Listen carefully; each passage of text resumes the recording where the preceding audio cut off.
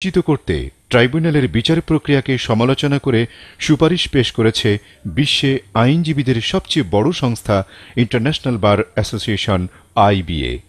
যুক্তরাজ্যের খ্যাতিমান আইনজীবী স্টিভেন কেইসি, যুক্তরাজ্য রানির কাউন্সিলের বিচারপতি মাইকেল জে ভেলভ, যুক্তরাজ্যের all party parliament human rights কমিশনের চেয়ারম্যান লর্ড অ্যাভেবুরি, যুক্তরাজ্যের আইনজীবী টবি ক্যাডম্যান, বাংলাদেশের খ্যাতিমান আইনজীবী রুয়ান্ডা যুদ্ধ অপরাধ বিচার আদালতের বিচারপতি টি.এইচ. খানও বর্তমান বিচারের তীব্র সমালোচনা করেছেন।